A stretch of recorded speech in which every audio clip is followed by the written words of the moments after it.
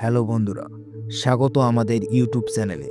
আজকের ভিডিওতে আলোচনা করব নক্ষত্রের মৃত্যুর রহস্য নিয়ে। আপনি কি কখনো রাতের আকাশের দিকে তাকিয়ে নক্ষত্র বা তারার কথা ভেবেছেন? রাতের অন্ধকারে আমাদের মাথার ওপর আমরা যে ঝিকিমিকি আলোর বিন্দু দেখতে পাই, এগুলোর ভিতরে রয়েছে অনেক রহস্য।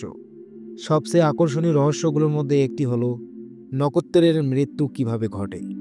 একটি নক্ষত্রের মৃত্যু মানেই শেষ নয়, বরং এটা এক বিশাল চক্রের গুরুত্বপূর্ণ ধাপ। নক্ষত্র কিভাবে মারা যায় সেটা জানলে ধীরে ধীরে খুলে যেতে থাকে মহাবিশ্বের রহস্যের দরজা। তখন বোঝা যায় এই বিশাল জগৎটা আসলে একে অপরের সঙ্গে কিভাবে অদ্ভুতভাবে জড়িয়ে আছে। চলুন একসাথে খুঁজে দেখি নক্ষত্র মারা যাওয়ার সেই বিস্ময়কর জগৎটা। নক্ষত্র কোনো এক শূন্য থেকে হঠাৎ আলো হয়ে ফুটে ওঠে না। নক্ষত্রের জন্ম হয় গ্যাস আর ধুলোর বিশাল এক রহস্যময় মেঘ থেকে, যাকে বলে নেবুলা। নেবুলা হলো মহাবিশ্বের এক রহস্যময় শিশু পালনের ঘর, যেখানে নিঃশব্দে গড়ে ওঠে নতুন নক্ষত্রের আলোয় ভরা ভবিষ্যৎ। সেখানে নক্ষত্র তৈরির জন্য থাকে সবকিছুই প্রস্তুত, ঠিক যেন কোনো গোপন কারখানা। নেবুলাগুলো দেখতে আমাদের সৌরজগতের চেয়েও বিশাল এবং মেঘের মতো ভেসে থাকে। এগুলো সময়ের সঙ্গে সঙ্গে মহাকর্ষের বলে ধীরে ধীরে গ্যাস আর ধুলোর কণাগুলোকে এক জায়গায় টানতে থাকে। যত বেশি পদার্থ জমা হয় মেঘের মাঝখানটা তত ঘন আর গরম হতে থাকে। এক সময় কেন্দ্রের তাপমাত্রা আর চাপ এত বেড়ে যায় যে ভিতরে শুরু হয় পরমাণু সংযোজনের এক বিস্ময়কর প্রতিক্রিয়া। আর তখনই জন্ম নেয় একটি নক্ষত্র। একবার একটি নক্ষত্র জ্বলে উঠলে সে তার জীবনের বেশিরভাগ সময় কাটায় এক সূক্ষ্ম ভারসাম্য ধরে রেখে, যা নক্ষত্রের সবকিছুকে কেন্দ্রে টানতে থাকে। আর বাইরে থাকে পরমাণু সংযোজন থেকে আসা শক্তির চাপ, যা নক্ষত্রকে ভেঙে পড়া থেকে বাঁচিয়ে রাখে। আমাদের সূর্যের মতো ছোট নক্ষত্ররা ধীরে ধীরে তাদের জ্বালানিকে পোড়ায়, তাই তারা শত কোটি বছর ধরে বেঁচে থাকতে পারে।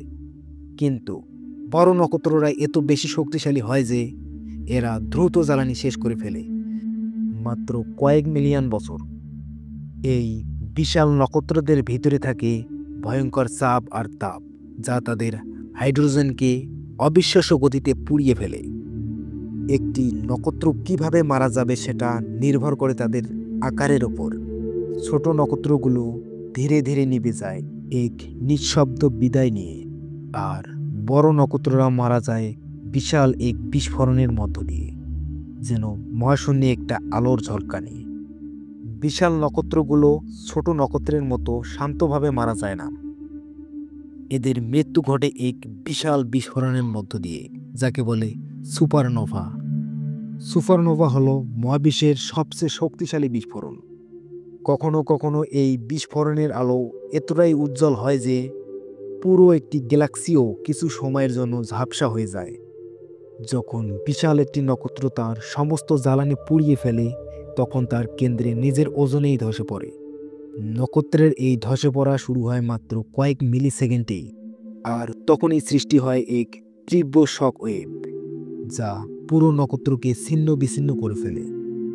এই ভয়ঙ্কর বিস্ফোরণ নক্ষত্রের বাইরের স্তরগুলোকে ছুঁড়ে ফেলে মহাকাশে। এই স্তরগুলোতে থাকে ভারী উপাদান, যেগুলো নক্ষত্রের জীবনকালে তার কেন্দ্রে তৈরি হয়েছিল।